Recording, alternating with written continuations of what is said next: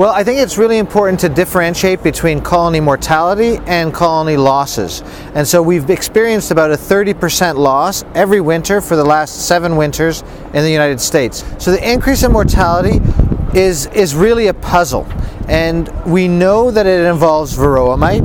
So we're thinking it's a lot like what causes heart disease and what causes this increase in heart disease. Well, we know that it's varroa mite, which is this parasitic mite. We know it's poor nutrition, and there's increasing evidence that more and more land in the Midwest, where a lot of the colonies go for in their summer pastures, is being plowed under by corn and soybean. We also know that there's probably increased exposures to pesticides, although not one pesticide is standing out, to be honest. So we think it's a multifactorial process. Of course, the droughts don't help situations because the droughts concentrate the issue. You have less forage for the bees, you may have increased pesticide exposure, and it also becomes increasingly challenging for the beekeepers to treat for varroa mite in a timely way.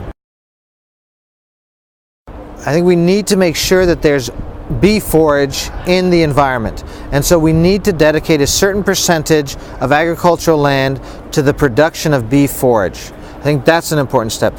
We also have to reconsider our pesticide use practices and our labeling. For instance, fungicide is never considered a problem for bees, and indeed bees can swim in fungicide and come out fine.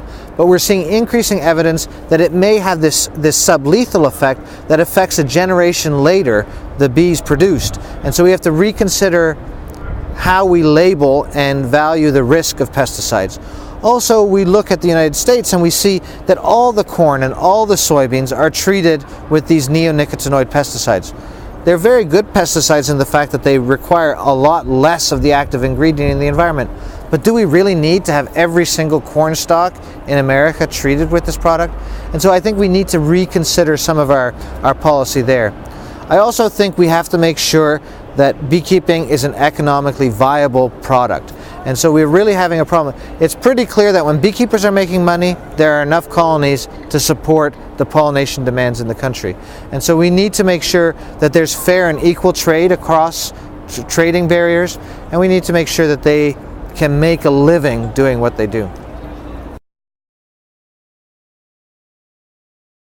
We are in a very unique position because we could talk to people who've been in this beekeeping industry, working with wild bees for generations, and it's been handed from one family to the other. And interestingly, what we find is that the beekeepers are talking about a decline in bees, and what the causes are, we really don't know. But as scientists, we have to investigate this.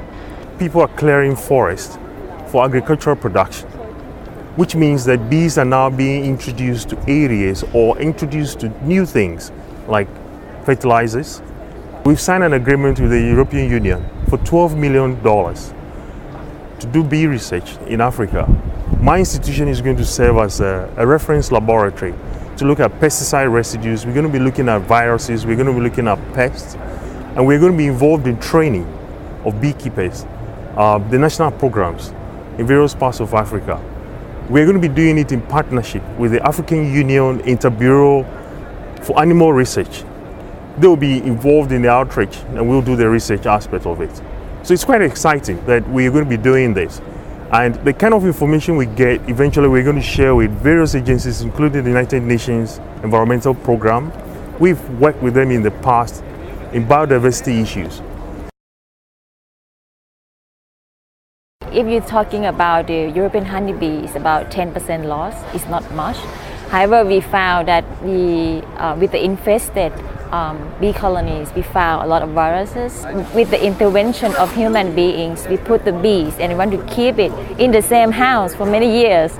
So it's likely that they have some diseases and pests. With the wild bee, we can see that we have fewer pathogens in them because they abscond. They change their hives every year. They migrate a lot, so it's very hard to actually quantify the number.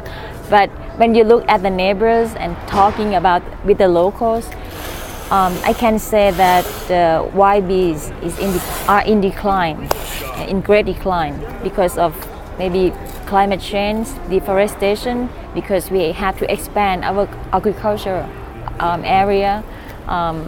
because we have more population in Thailand.